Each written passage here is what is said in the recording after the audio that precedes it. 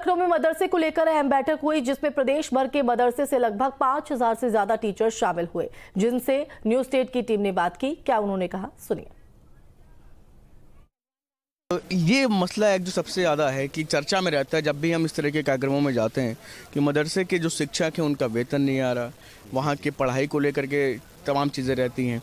दूसरी तरफ सरकार ये बात कह रही है कि एक हाथ में कुरान एक हाथ में लैपटॉप, ये भी तस्वीर आती है। तीसरी तस्वीर ये आती है कि कहीं जैसे कुछ घटना हो जाती है, आतंकी घटना हो जाती है, तो उसमें मदरसे का लिंक आ जाता है कहीं ना कहीं से। तो इस चीज़ को लेकर के आप लोग क्या सोच रखते हैं?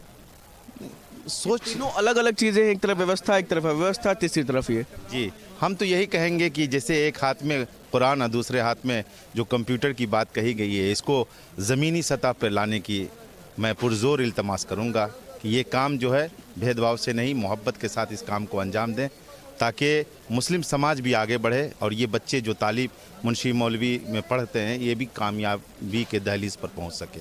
इसको लेकर के कुछ और रास्ते पर आप लोग विचार करेंगे आज, जिससे कि मदरसों का कुछ भविष्य बेहतर हो पाए? सबसे पहली चीज़ तो ये है कि कामिल फाजिल की डिग्री के सिलसिले में यूनिवर्सिटी से उसको जोड़ा जाए। दूसरा मसला ये है कि जो जदीदकारी असातिज़ा हैं, यानी मॉडर्न एजुकेशन के जो हमारे टीचर हैं, उनकी तनख्वाहें 2017 से नहीं आई हुई हैं, उनकी अदायगी की जाए। और तीसरा हमारा मामला ये है कि मदरसा मिनी ITI को NCVT से जोड़ा जाए।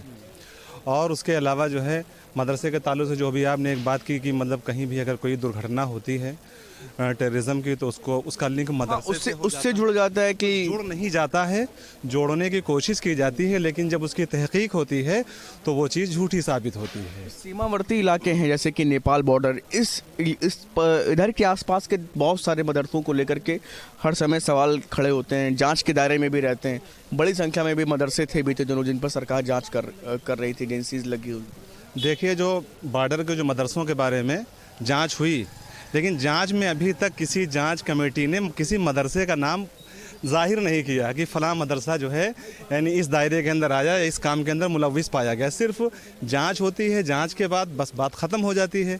क्या लगता है आपको कि जैसे कहीं कुछ आतंकी घटना हुई या तमाम चीज़ें हुई या तुरंत जांच शुरू हो जाती है, मदरसों का लिंक सामने आ जाता है, इस तरह की चीज़ों को लेकर के आप लोग कुछ बात रखेंगे? क्योंकि छवि एक मदरसों की कुछ अलग सी बन गई है, इसको लेकर के कुछ आप कहना चाहेंगे?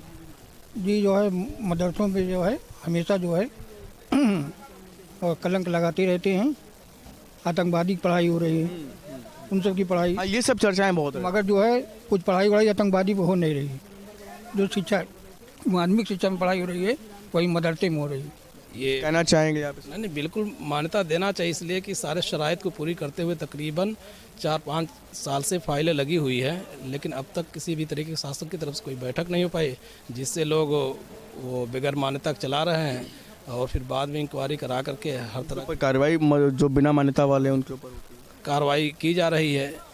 तो बिना मान्यता के क्या खोला जा सकता है? नहीं, हाँ बिल्कुल खोला जा सकता है, संविधान के खोला जा सकता है, क्योंकि हमारे यहाँ मदरसे 3 तरह के चलते हैं। बिल्कुल, आप देख सकते हैं कि लोगों की अलग अलग राय। सब मदरसे के शिक्षक हैं, इनके वेतन को लेकर के इनकी शिकायत है, इनके अलग अलग मुद्दे हैं, चाहे मान्यता को लेकर के हो, चाहे उसके अलावा बेहतर शिक्षा जो तमाम बच्चे उनको मदरसों में भी मिल पाए, फाजिल जैसी डिग्रियों को लेकर के इन सब की अलग अलग मांगे हैं। वीडियो जर्नलिस्ट सैफुल हसन के साथ शुभम पांडे, न्यूज स्टेट, लखनऊ।